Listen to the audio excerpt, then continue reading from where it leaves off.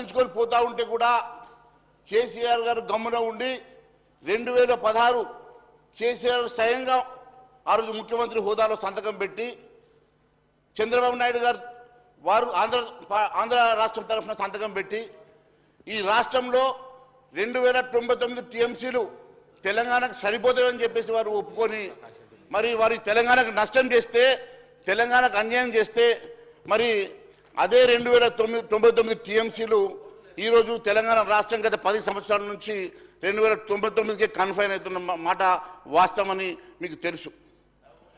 మరి నేను ఒకటే అడుగుతా ఉన్నాను, కేఆర్ఎంబి ఎందుకు మీరు వద్దనుకుంటున్నారో ఈ సభకు చెప్పాల్సిన అవసరం గౌరవ ముఖ్యమంత్రి గారి మీద ఉన్నది. దాదాపు 15 అవుట్లెట్స్ ఆంధ్ర ప్రాంతంలో వారి సరిహద్దుల్లో 15 అవుట్లెట్స్ ఉన్నప్పుడు వారు తరలించుకొని పోతా ఉంటే ఆపే శక్తి మనకు లేనప్పుడు మనం చేయగలిగింది ఏంది అని చెప్పేసి నేను అడుగుతా ఉన్నాను. మరి ఒకవైపు ఈరోజు కూడా ఆ 15 అవుట్లెట్స్ ఆంధ్ర ప్రాంతంలో ఉన్నటువంటి ప్రాంతంలో వారు ప్రభుత్వం కంట్రోల్ తీసుకొని ప్రభుత్వం సిఆర్పిఎఫ్ పెట్టుకొని అక్కడ నీటిని దోసుకొని పోతా ఉంటే తరలించుకొని పోతా ఉంటే ఆపే శక్తి రాష్ట్ర ప్రభుత్వానికి లేనప్పుడు మరి కేంద్రం ఇంటర్వ్యూన్ కావాల్సినటువంటి అవసరం ఉన్నది. మరి కేంద్రాన్ని ఇంటర్వ్యూన్ చేసి మరి కేఆర్ఎంబి ద్వారా దీన్ని కంట్రోల్ చేయాల్సినటువంటి అవసరం మన మీద ఉన్నది కదా అధ్యక్ష. నేను ఒకటే అడుగుతా ఉన్నాను, 1956 యాక్ట్ ప్రకారం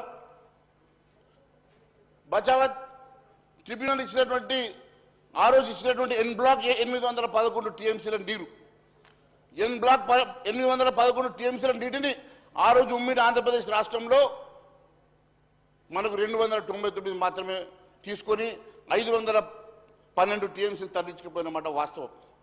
అది అన్యాయం జరిగిందనే కదా తెలంగాణ రాష్ట్రం కోసం పోరాటం జరిగింది. అటువంటి అన్యాయం జరిగినటువంటి తెలంగాణ రాష్ట్రానికి అన్యాయం జరిగిన పోరాటంలో మీరు తెలంగాణకు ఛాంపియన్ చెప్పుకునేటువంటి కేసీఆర్ గారు అదే డాక్యుమెంట్ని సంతకం చేసి 8 సంవత్సరాలుగా ఇదే 299కి ఎందుకు కన్ఫైన్ అయినారో చెప్పాల్సిన బాధ్యత కూడా టీఆర్ఎస్ ప్రభుత్వం మీద ఉన్నది. నేను ఒకటి అడుగుతా ఉన్నాను అధ్యక్ష, 811 కాకుండా ఒకవేళ ఒక ఉమ్మడి ఆంధ్రప్రదేశ్ రాష్ట్రంలో రీఆర్గనైజేషన్ యాక్ట్లో జరిగినటువంటి ఒకే తప్పు 2014 యాక్ట్లో గత ట్రిబ్యునల్ ఎగ్జిస్టింగ్ ట్రిబ్యునల్ ఇచ్చినటువంటి అవార్డ్స్ని కంటిన్యూ చేయమని ఎగ్జిస్టింగ్ ట్రిబ్యునలే కంటిన్యూ అవుతుంది బచావత్ కమిటీ అని చెప్పారు. కాబట్టే కదా ఈరోజు 1956 యాక్ట్ ఇలా చెల్లకుండా 2014 యాక్ట్ చెల్లడం వల్లనే కదా ఈరోజు మనకు నష్టం జరిగింది. ఒకవేళ 1956 యాక్ట్ ప్రకారం అయి ఉంటే whenever there is the reorganisation of the state కొత్తగా డిస్ట్రిబ్యూషన్ జరగాల్సినటువంటి మనం వాటా అడిగేటువంటి అధికారం మనకు ఉండేది. 50% వాటా మనం తీసుకునేటువంటి అధికారం మనకు ఉండేది.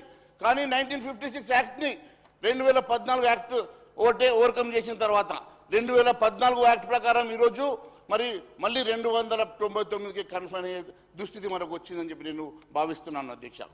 మరి నేను ఒకటే అడుగుతా ఉన్నాను, మరి ముఖ్యమంత్రి హోదాలో కేసీఆర్ గారు కొత్త ట్రిబ్యునల్ గారు అని చెప్పేసి కోర్టుకు వెళ్ళినారు అధ్యక్ష. 7 సంవత్సరాలు స్పెషల్ లీవ్ పిటిషన్లో 7 సంవత్సరాలు వారు కోర్టులో మరి కేసు మీద నిలబడ్డారు. కేంద్ర ప్రభుత్వం ఒకటి అడిగింది, మీరు కేసు విత్డ్రా చేసుకోండి, డెఫినెట్గా మేము దీని మీద యాక్ట్ అవుతాము, కొత్త రిఫరెన్స్ మేము ఇస్తామని చెప్పారు అధ్యక్ష. కానీ మొండిగా 7 సంవత్సరాలు కోర్టులో కేసు విత్డ్రా చేసుకోకుండా మరి సడన్గా 2022లో కేసు విత్డ్రా చేసుకున్నారు అధ్యక్ష. అదే 7 years తర్వాత నేను చెప్తా ఉన్నాను 2012లో విత్డ్రా చేసుకున్నారు అధ్యక్ష. 2012లో విత్డ్రా చేసుకున్న తర్వాత వెంటనే కేంద్ర ప్రభుత్వం యాక్ట్ చేసి మరి 6 అక్టోబర్ 2023 రోజు కేంద్ర ప్రభుత్వం న్యూ టర్మ్స్ ఆఫ్ రిఫరెన్స్ కింద మరి రీఆర్గనైజేషన్కి మళ్ళీ దీనికి మరి ఇప్పుడు పబ్లిష్ చేస్తూ ఉన్నది అధ్యక్ష. నేను ఒకటే అడుగుతా ఉన్నాను, ఇదే మీరు ముందే మీరు 2014లో చేస్తుంటే ఈ పరిస్థితి వచ్చి ఉండేది కాదు అధ్యక్ష. నేను ఒకటే అడుగుతా ఉన్నాను, I'm not dealing sir, let me complete sir, complete. So నేను ఒకటే అడుగుతా ఉన్నాను అధ్యక్ష, కేసీఆర్ గారు ఆ రోజు ఒకటి I'm not dealing sir, 1 minute, let me complete sir, I'll not take much time.